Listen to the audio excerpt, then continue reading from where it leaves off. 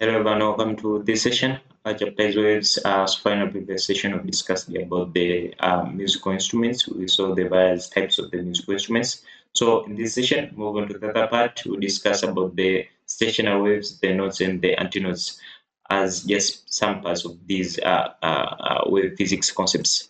So let's dive into it.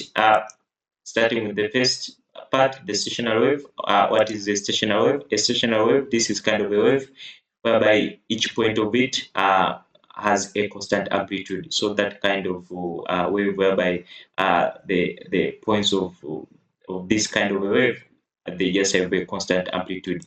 Now, no net movement of the wave through the medium is seen. So for this, as from the word you hear stationary, it means the wave is standing still, it's not moving. So no net movement of the wave is observed through the medium, and it appears to stand still rather than travel maybe from one place to another. Now let's see the formation of the standing waves. Formed by the interference of the two waves traveling in opposite directions. So the standing waves, they can be created or formed when just two waves traveling in opposite directions when they encounter one another. That is how these standing waves, they can be formed. Now can occur in moving or stationary medium and commonly produced due to the resonance.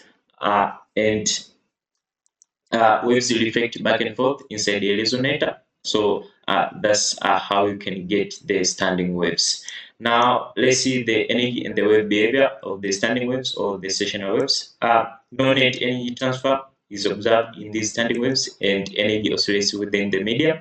So and traveling waves, we know that they've crests and troughs, while also the longitudinal waves, they have these compressions and rarefactions. But in terms of the standing waves, as we said, that they are still, they do not move. So likely the energy, as we said, no net energy will be seen in these waves, and the energy will just oscillate within the medium compared to the this traveling, that also known as the transversal waves and the longitudinal waves.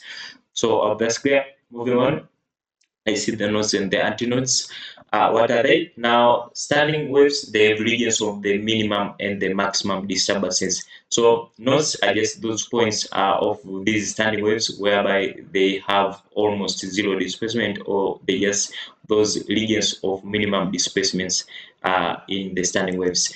While the antinodes are just those regions of maximum disturbances, or just those points of the maximum displacements within the standing waves. Now, let's dive into more about the nodes and the antinodes. Starting with the nodes.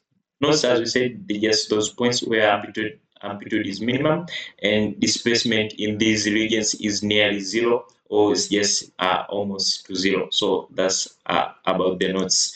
And no visible vibration can be seen at these points of the standing waves. While when we are talking about the antinodes, points just where the amplitude is maximum, or regions where the amplitude is at its maximum, and the maximum vibrations can be seen, and or are just where these maximum vibrations occur. Most energetic parts of the standing wave. So the antinodes are just those most areas where these just energetic parts of these standing waves. Now, here's just the diagram showing these two regions. Nodes, as we said, they're just the minimum points. As you can see here, they are almost nearly to zero. They are just the minimum points, and where the antinodes are just the maximum points, as you can see here, whereby they are the maximum regions of the standing waves. So I hope that's clear, everyone. Thank you for listening. We've discussed about the stationary waves. We've seen the meaning of the stationary waves. We've seen the energy and the wave behavior of the stationary waves, and later on discussed the antinodes and the nodes of these stationary waves. So I hope that's clear, everyone, for this session, and thank you.